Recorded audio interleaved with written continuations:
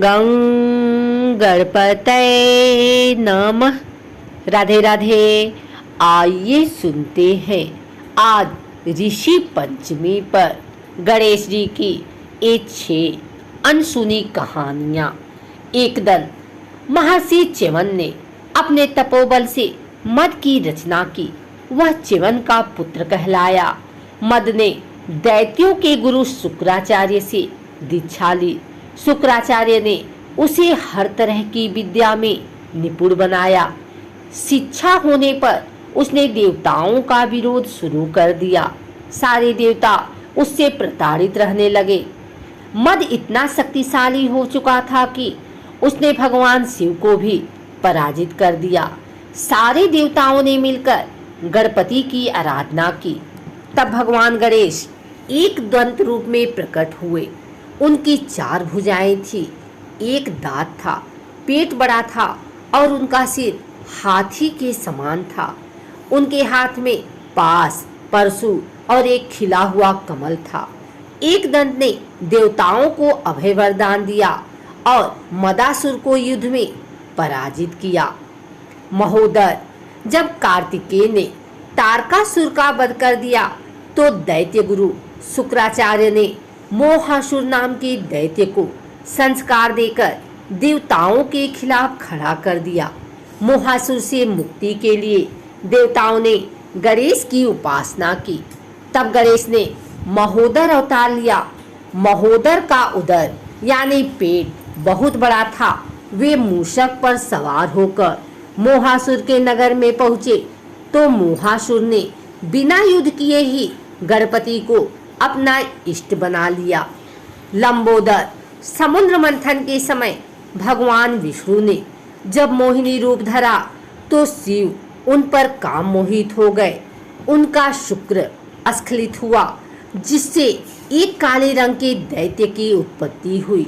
इस दैत्य का नाम क्रोधासुर था। क्रोधासुर ने सूर्य की उपासना करके उनसे ब्रह्मांड विजय का वरदान ले लिया था। क्रोधासुर के इस वरदान के कारण सारे देवता भयभीत हो गए। वो युद्ध करने निकल पड़ा। तब गणपति ने लंबोदर रूप धरकर उसे रोक लिया। क्रोधासुर को समझाया और उसे ये आभास दिलाया कि वो संसार में कभी अजय योद्धा नहीं हो सकता। क्रोधासुर ने अपना विजयी अभियान रोक दिया और सब छोड़कर पाताल लोक में चला गया। विकट भगवान विष्णु ने जलंधर के विनाश के लिए उसकी पत्नी वृंदा का सतीत्व भंग किया। उससे एक दैत्य उत्पन्न हुआ। उसका नाम था कामासुर। कामासुर ने शिव की आराधना करके त्रिलोक विजय का वरदान पा लिया। इसके बाद उसने अन्य दैत्यों की तरह ही देवताओं पर अत्याचार करने शुरू कर दिए। तब सारे देवताओं ने भगवान गणेश का ध्यान किया। तब भगवान गणपति ने विकट रूप में अवतार लिया। विकट रूप में भगवान मोर पर विराजित होकर अवतरित हुए। उन्होंने देवताओं को अभय वरदान देकर कामासुर को पराजित किया। विघ्नराज, एक बार पार्वती अपने सखियों के साथ बातचीत के दौरान जोर से हंस पड़ी। उनकी हंसी से एक विशाल पुरुष की उत्पत्ति हुई। पार्वती ने उसका नाम ममता रखा। वह माता पार्वती से मिलने के बाद वन में तप के लिए चला गया। वहीं उसकी मुलाकात संबरासुर से हुई।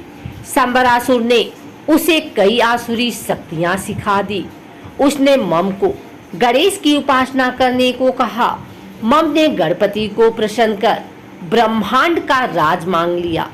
संबर ने उसका विवाह अपनी पुत्री मोहिनी के साथ कर दिया। शुक्राचार्य ने मम के तप के बारे में सुना तो उसे दैत्यराज के पद पर विभूषित कर दिया।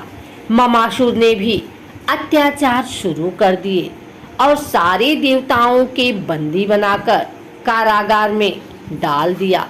तब देवताओं ने गणेश की उपासना की। गणेश विघ्नराज के रूप में अवतरित हुए। उन्होंने ममासुर का मान मर्दन कर देवताओं को छुड़वाया। धूम्रवर्त। एक बार भगवान ब्रह्मा ने सूर्यदेव को कर्मराज का स्वामी नियुक्त कर दिया।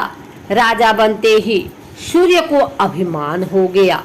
उन्हें एक बार छींक आ गई और उस छींक से एक दैत्य की उत्पत्ति हुई। उसका नाम था अहम।